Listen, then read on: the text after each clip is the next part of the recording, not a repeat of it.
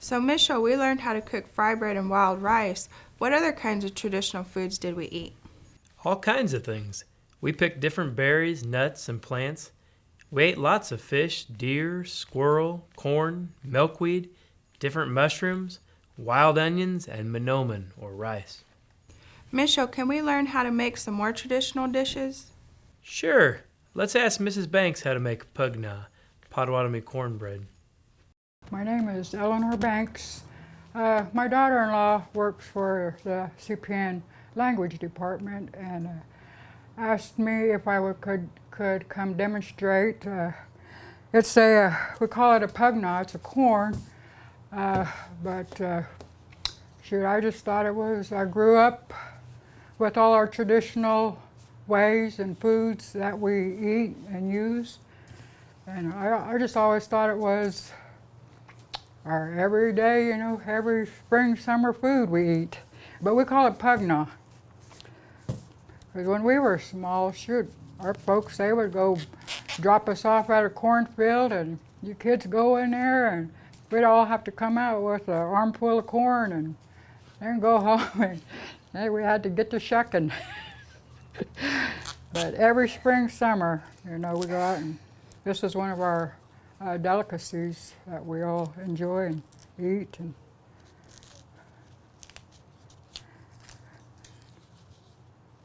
it's a good one. It's a good one, so he's ready to get. Oh, these here, a lot of this that can be used, for our ceremonies. We save them and dry them out. The way we were taught, and we're just always whatever. We had to. We would get mayonnaise jars, but the mayonnaise jars anymore are plastic. So, heck, the only metal ones I found were on jalapeno jars. So, anyway, I took some nails and put them through there and made these holes. And it's a lot easier to, scrape your corn. So, scrape your corn until it's, scrape it all off and you get a milky mixture here. So, and I don't know how many, I guess it depends what kind of, if you're at a ceremony, how many cakes you're going to make, or if it's just for family, you just grab a handful of ears and scrape them. Because I think this right here, and this is what it's going to come out to, this here. This is 4 ears right here. This is our batter here that we're going to mix up, and then, we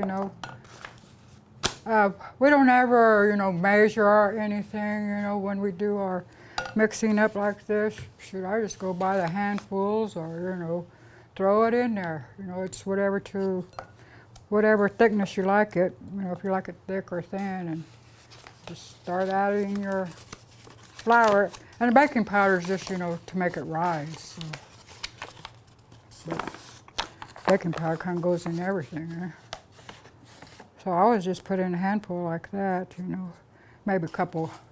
So mix it up to whatever your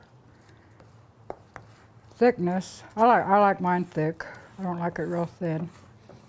Main ingredient. Yeah, we don't. Now we got her. And then it's about ready to fry, I might put in another handful.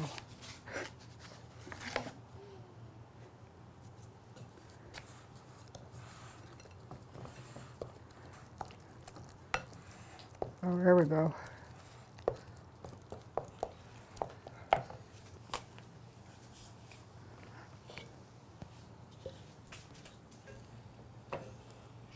Make sure it's real hot, because if it ain't hot, then it's going to be all like anything you fry.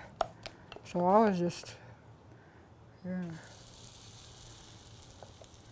depending how big you want your.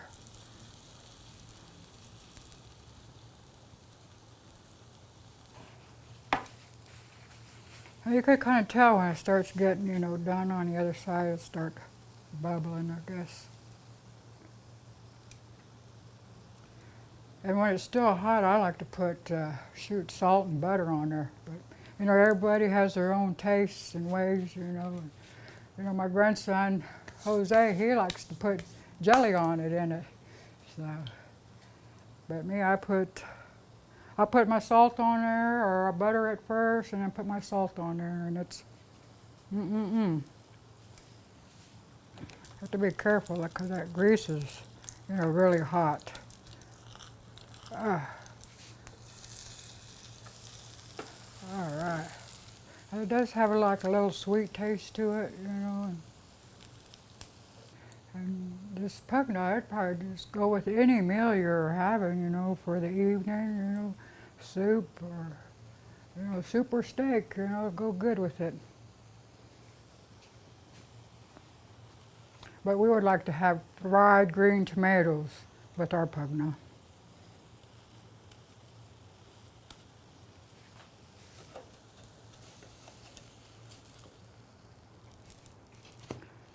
There we go.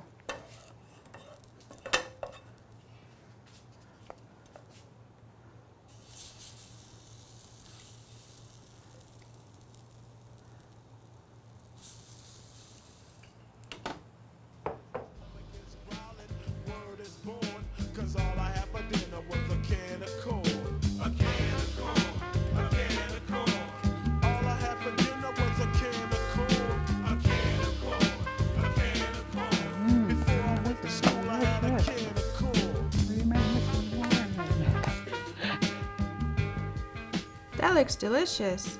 I think I'll have mine plain. Miigwech, Mrs. Banks. Miigwech, Mrs. Banks.